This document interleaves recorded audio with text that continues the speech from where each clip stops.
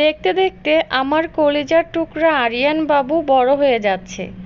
আমার আরিয়ান বাবু এখন অনেক কিছুই মনে রাখতে পারে। দুপুরবেলায় ঘুমানোর চেষ্টা করছিলাম, তখন বলেছিলাম যে বাবা তুমি ঘুমাও, ঘুম থেকে উঠলে আমরা বাইরে ঘুরতে যাব, পিৎজা খাবো। এই কথাটা ও মনে রেখেছে। ঘুম থেকে উঠে দেখে যে বাবা অফিস থেকে এসেছে, তখনই বলতেছিল যে আব্বু চলো পিৎজা খেতে যাব। তো ওর বাবা বলছিল যে আজকে না কালকে, ও তো অনেক কান্নাকাটি, তো কি আর করার। সাথে সাথেই ওর বাবা বলল ঠিক আছে রেডি হও চলো যাই, আরিয়ানকে পিৎজা খাওয়াতে নিয়ে যাব। তো আরিয়ান বাবা এসে আর ড্রেস চেঞ্জ করেনি, ওইভাবেই শুধু একটু হাত মুখে পানি দিয়ে এক গ্লাস পানি খেয়ে আমাদেরকে নিয়ে চলে আসছে পিৎজা খাওয়াতে। যেহেতু ছেলে আবদার করেছে, মা বাবারা তো এরকমই, যতটুক সম্ভব বাচ্চাদেরকে খুশি করার চেষ্টা করে। আর এখানে আরিয়ান আসার কারণ হচ্ছে ও এই যে এই বাস্কেটবলটা, এই খেলাটা খুবই পছন্দ করে, তার জন্য এখানে আসতে চায়। ও মাঝে মাঝেই বলে যে এইখানে আসবে, পিৎজা হাটে আসবে পিৎজা খেতে। ও পিৎজা হাটের পিৎজা আর হচ্ছে কাচ্চি খুবই বেশি পছন্দ করে, কিন্তু আজকে কেমন যেন ও কোনোভাবেই খেতে চাচ্ছিল না।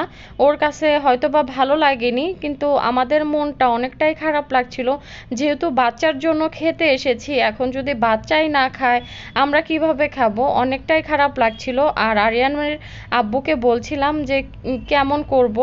তাই আরিয়ানের বাবা বলল ঠিক আছে একটা ওর জন্য পার্সেল নিয়ে যাই, ও যদি বাসায় গিয়ে খেতে চায়। তাই আমরা একটা পার্সেল নিয়ে তারপর বাসায় চলে যাচ্ছি। এই তো বাসায় আসার পর এখন হচ্ছে পিৎজাটা আমি বের করব। মার্শাল্লাহ আরিয়ানকে পিৎজাটা গরম করে দিয়েছিলাম, ও বসে বসে কার্টুন দেখলো আর খেলো।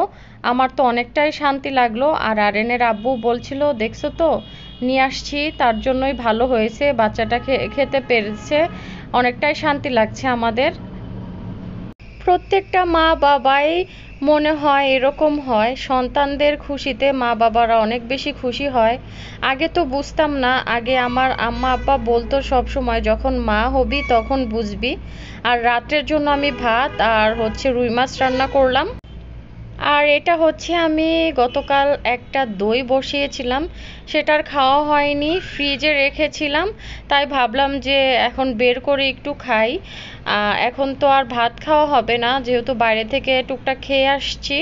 11টা 12টা বাজবে খেতে, আবার নাও খেতে পারি ঠিক নাই।